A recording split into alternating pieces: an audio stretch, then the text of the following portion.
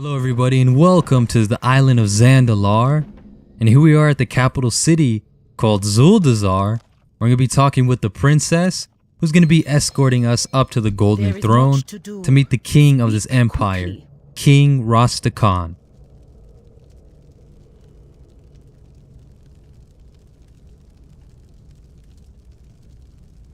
This champion defied the might of Stormwind to save Zul and me. Such bravery merits an audience, Father.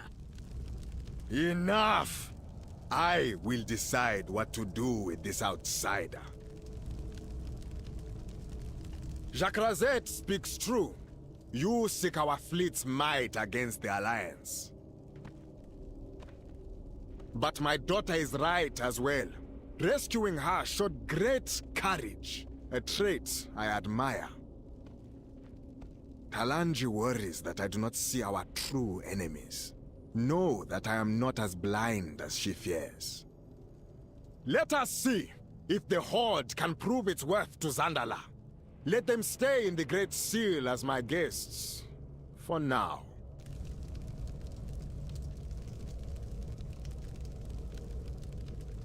The law is what I say it is, for so long as I am king.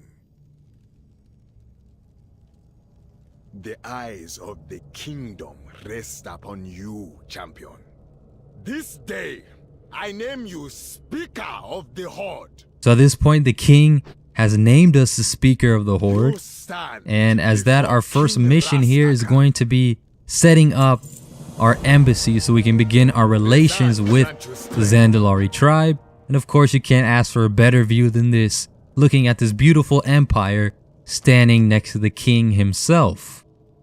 So here we are underneath the golden throne, and we're throwing out the Horde banner here.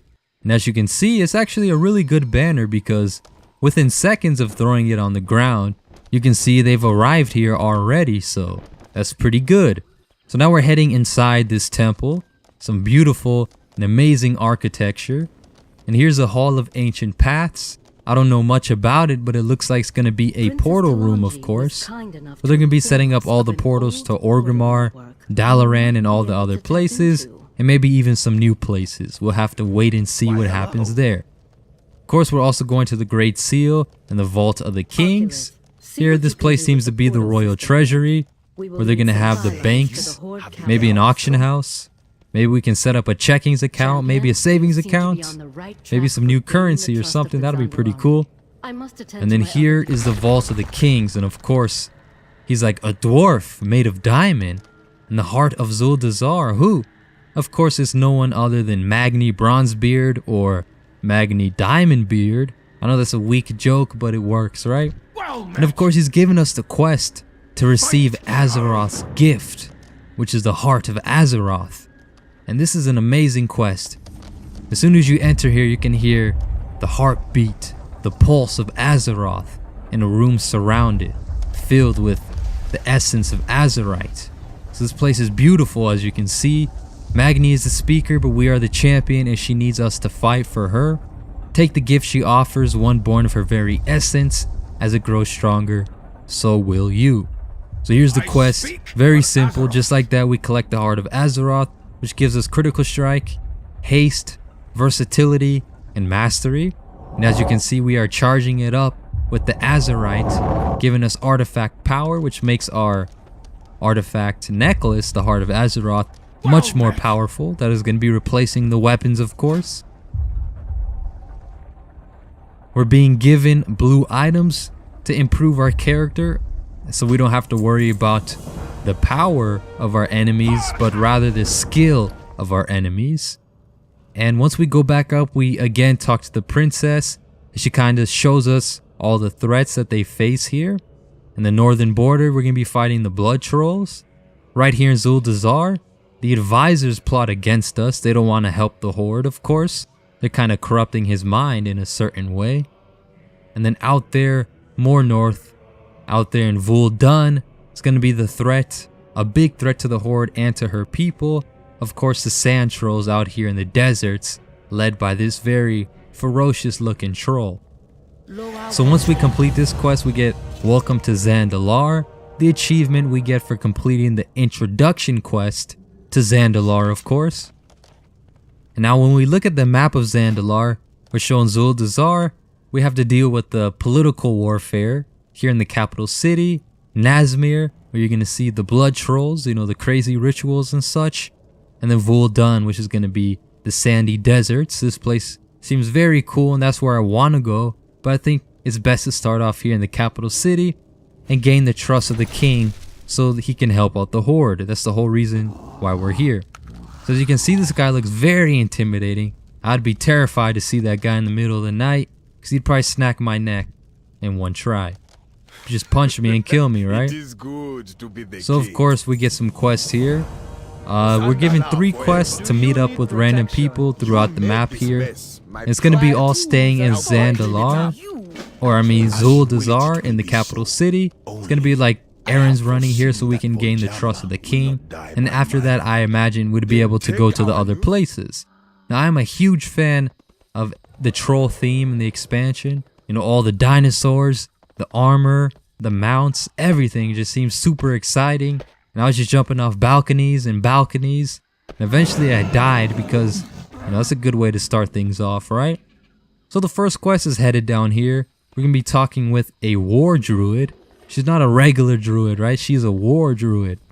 And of course, you can imagine that she'd be able to morph, transform into something like a dinosaur. Of course, you'll see that in just a bit what exactly she can transform into. Now here's the first quest. We have to kill 9 Crimson Cultists here, right in the Terrace of the Chosen, which is, you know, pretty much in the capital city.